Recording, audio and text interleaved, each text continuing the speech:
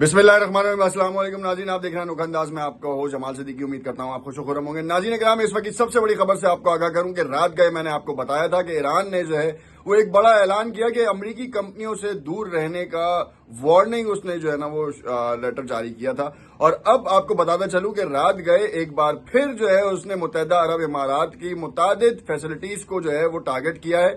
और साथ में आपको ये भी बताता चलूं कि इराक में अरबेल के पास जो है वो बाकायदा तौर पर एक डिपो को आग लगाई गई है। और ये कहा जा रहा है कि यहां से अमेरिका के जो तैयारे थे वहां उन तक रसाई के लिए यहां से जो है वो रॉकेट्स पास किए जा रहे थे। अब मामला ये है कि एक तरफ इराक में बेस भी है, साथ में उनके डंपिंग स्टोर्स भी हैं। और अब उन डंपिंग स्टोर्स को निशाना बनाया जा रहा है, जैसे कि आपने देखा कि खलीजी रियासतों में बनाया जा रहा था।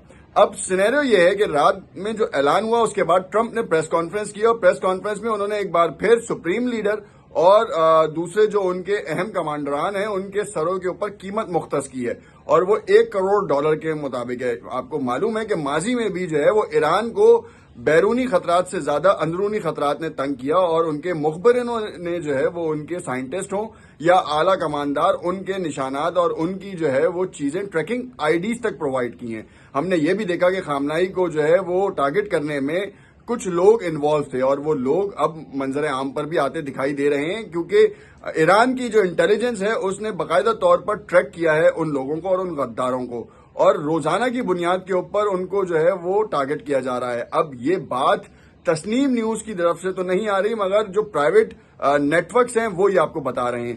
खैर, इस वक्त जो अहम तरीन इतलात मैं आपको बताता चलूं कि आज 27वीं रात गुजर चुकी है और अब जो है वो ऐलानात जो रात में हुए थे और जो टारगेट्स हुए थे, अब नुकसान का तखमीना लगाया जा रहा है। एक तरफ ये कहा जा रहा है कि यूएई भी अब खुलकर जो है वो ईरान के खिलाफ आ रहा है, साथ में सऊदीया में भी जो है एयर बेसिस को जो है टारगेट किया गया। और अब तमाम जो खलीजी रियासतें हैं अब वो ईरान के खिलाफ सिर्फ बयान दे रही हैं, जबकि ईरान की जानिब से ये कहा गया था कि हम आपको टारगेट नहीं करेंगे अगर आप जो है वो अपने बेसिस और अपने वसाइल ईरान के खिलाफ इस्तेमाल करने की इजाजत से रोक दें। अब एक सूरत में हमने देखा कि 17 रोज गुजर चुके हैं और 17 रोज में कोई बात समझ में नहीं आ रही, जबकि अब्बास इराक्ची ने वाज़े तौर पर यह बता दिया कि हम जंग खत्म नहीं करेंगे और जंग हमारी तरफ से जारी है और हम मुज़ाकरात के लिए भी राजी नहीं है।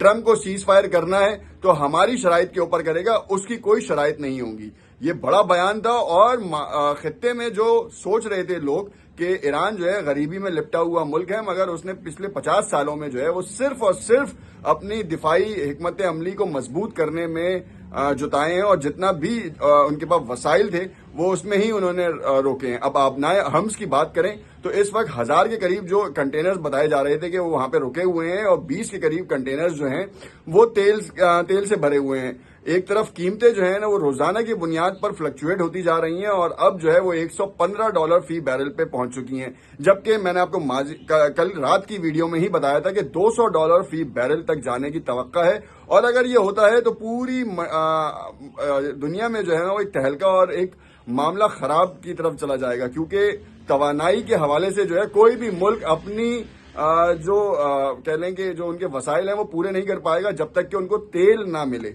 और उसका ऑल्टरनेट ऑप्शन कोई भी नहीं है। इसी तरह आप देखेंगे पाकिस्तान भी है।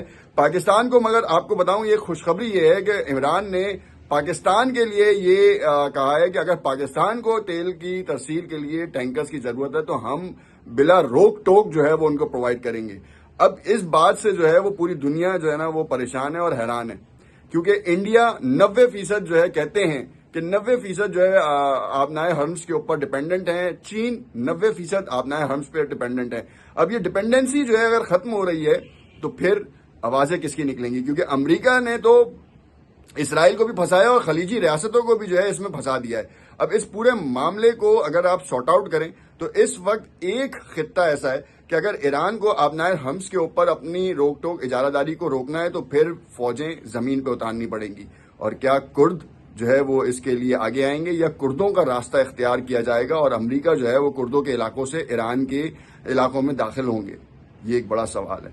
मगर अब से आने वाले 8 घंटों में आपको इस बात के हवाले से भी बताएंगे कि अब अमेरिका क्या सोच रहा है। और नेतन्याहू इस वक्त जो है वो भागे फिर रहे हैं, अपनी जान बचाते फिर रहे हैं। کیونکہ حزب اللہ کی جانب سے بھی ڈرونز کو جو ہے وہ ان کے ٹارگٹ میں لگایا ہوا ہے، اور ایران تو بیلسٹک میزائل جو ہے بے دریغ استعمال کر رہا ہے.